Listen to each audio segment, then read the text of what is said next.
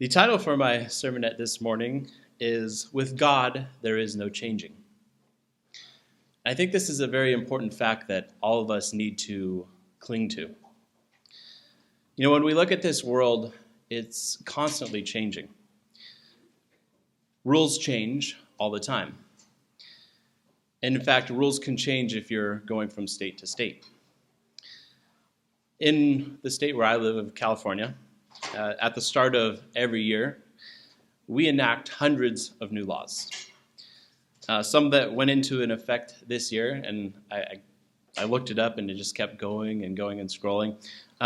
So I just thought I'd give you just a couple, just to give you a taste of what's changing in our state. They've banned flavored tobacco. They have equal insurance coverage for mental health. They have generic prescription drugs. Corporations, boards of directors have to now also have underrepresented communities. They've limited how much copper can go into brake pads. They are now testing for lead exposure in kids. And these are just a very minuscule amount of the laws that they've changed. And a lot of them are industry specific, based on companies. So not all the rules are going to apply to people, per se. But if you think about the amount of legal wrangling and time it takes to enact these laws, it's crazy how much money gets put into this. But this is what is constantly shaping our nation and our states and our local governments, and this is how they operate. I'm sure Frank could attest to some of this during his time in public office. The Roman historian Tacitus, who lived from 55 to 117 AD, stated this. He says, "The more corrupt the commonwealth, the more numerous the laws." Did you know that the federal laws of the United States are not in just one book, but multiple books? The United States has been accumulating laws for the last 200 years. When they were first codified in 1927, they fit into a single volume. By the 1980s, there was about 50 volumes and more than 23,000 pages. And this is not including municipality laws, executive orders. But these are laws that just govern everything. I mean, if they could, I'm sure they would govern us being able to breathe.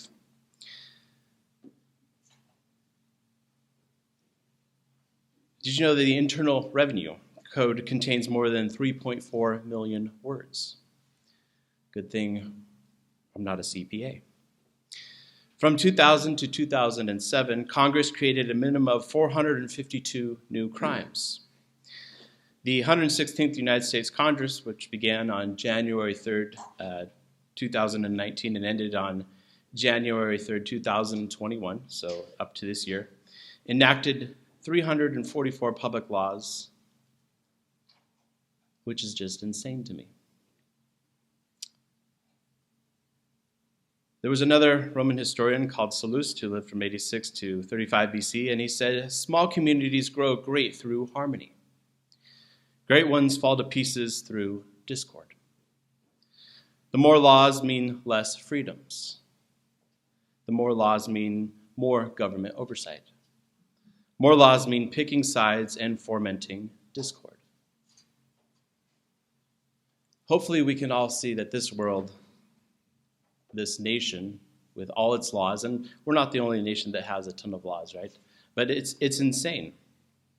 How many rules do people actually need to live properly? When we read the Bible, there are rules that God laid out for Israel. They were not copious, they were not never-ending. but they were concise, they were pointed, and they dictated how people should live a proper life and treat each other with love and respect, and treat him with love and respect. Now, God never intended for there to be thousands of rules. I mean, how can you keep in mind that many rules? You can't. And so God's rules for obeying him and how we are to deal with others is quite simple. And it was given to us in the form of the Ten Commandments. The Ten Commandments for us are, at least they should be, easy to remember. And yet they have such a very deep impact on our lives and on society when they are obeyed and when they are disobeyed. You know, everything in the Bible makes sense when you follow it. In Hebrews chapter 13 and verse 8, Hebrews 13 and verse 8, it states, Jesus Christ is the same yesterday, today, and forever. The God family is not constantly changing. Now, God is unchanging in his existence. There has never been a time that God was not. And there will never be a time when he ceases to exist. In Psalm 102 and verse 27, it states, "But you are the same, and your years will have no end."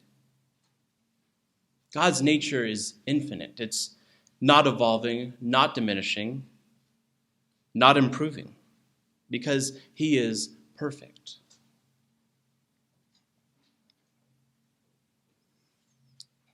God is completely unaffected and uninfluenced by external elements. He is unchanging in his attributes. Whatever his attributes were before the world existed, those are still his attributes today. The abilities that spoke this world into existence still exist today. The same is true with his knowledge, his holiness, his power, his faithfulness and his goodness, patience, his grace, and even his wrath. God never changes. We can also take great comfort that God's counsel will never change. The instructions that God has given us from the beginning still apply today. They don't have to be modernized or contemporized. In Isaiah 46, verse 9 and 10, Isaiah 46 and verse 9 and 10, it says, "Remember the former things of old, for I am God, and there is no other. I am God, and there is none like me, declaring the end from the beginning, and from ancient times things that are not yet done, saying, my counsel shall stand, and I will do all my pleasure." To have a God like that in our lives, one that is never changing, you can put your confidence and your faith behind that. In Psalm chapter 33 and verse 11, we read, "The counsel of the Lord stands forever, the plans of his heart to all generations." Knowing that God has seen from the beginning of time what he wants to happen and is making sure that happens is truly an amazing thing.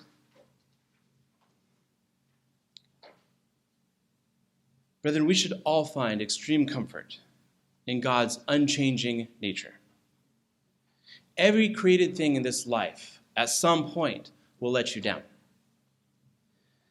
You know, whether it's circumstances, relationships, health, career, even technology. And to that point, I have a hard drive. This is Mr. Rene Messier's hard drive. It exploded on him about 6 months ago. I'm going to try and take it home and fix it, but I don't know if I can. I'm putting it up for auction on the highest bidder. I'm told it has pictures, banking information, that might interest you, and a wealth of sermons and sermonettes that he has written over the years. So you can talk to me afterwards if you'd like to buy it. But that's just an example, right? Everything in life at some point will break down. It will change. Personally, I find great comfort in knowing that no matter how unstable I am or unstable the circumstances around me, I can rely on God because he never changes, because Christ never changes. And that's where I can put my faith and my confidence at all times. With a world that is going absolutely bonkers right now, with its changes and misdirections and lies, we can all put our faith in God, believing that he will see us through to the end, that he wants us in his kingdom. And that is what is so important for us.